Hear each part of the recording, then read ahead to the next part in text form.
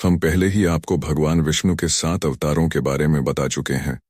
आज हम आपको बताने जा रहे हैं भगवान विष्णु के 8वें अवतार के बारे में, जिसे संपूर्ण जगत श्री कृष्ण के रूप में जानता है। उस समय पृथ्वी पर अधर्म बढ़ चुका था। मथुरा का राजा कंस अत्याचारी और दुराचारी था। उसने अपने ही पिता उग्रसेन को कैद कर दिया और राज्य पर कब्जा कर लिया।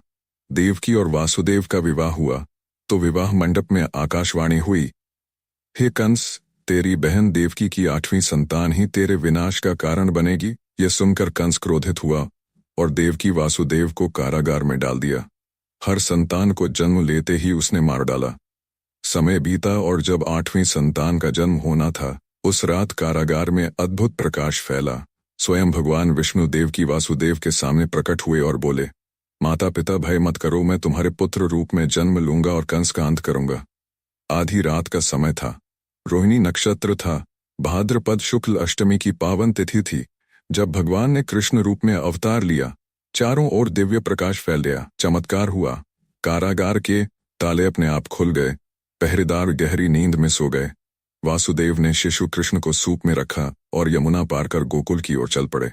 यमुना मैया ने मार्ग प्रशस्त किया और शेषनाग ने फन फैलाकर बाल कृष्ण की रक्षा की। वासुदेव ने गोकुल पहुंचकर शिशु को नंद बाबा और यशोदा के घर छोड़ दिया। उस रात यशोदा के घर भी एक कन्या का जन्म हुआ था। वासुदेव कन्या को लेकर वापस कारागार लौट आए। जब कंस ने उस कन्या को मारना चाहा तो वह देवी रूप धारण कर आकाश में चली गई और बोली, मूर्ख कंस, तेरा संहारक जन्म ले चुका है। गोकुल में बालकृष्ण बड़े होने लगे और उनके साथ अनेक अद्भुत लीलाएं घटीं। जब पुतना नाम की राक्षसी उन्हें मारने आई और अपने स्तनों में विष लगाकर दूध पिलाने लगी, तब बालकृष्ण ने उसकी जीवन शक्ति ही खींच ली। इसके बाद उन्होंने शक्टासुर का वध किया, त्रिनावर्त नामक दैत्य का नाश किया। उनके छोटे छोटे कृत्य भी असाधारण होते। कभी गोपियों का माखन चुराना, कभी उनके घरों को फोड़ देना। यही नटखट लीलाएं गोकुल वासियों के मन को मोह लेती। एक दिन यमुना नदी में कालिया नाम का विशाल नाग विष उगलकर सबको सताने लगा। गांव के लोग भयभीत थे।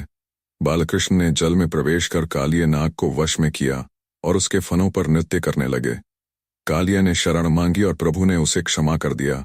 इसके बाद गोकुलवासियों के हृदय से भय सदा के लिए दूर हो गया। इसी प्रकार इंद्रदेव का घमंड तोड़ने के लिए कृष्ण ने गोवर्धन पर्वत को अपनी छोटी उंगली पर उठा लिया और 7 दिन तक समस्त गोकुलवासियों और गायों की रक्षा की।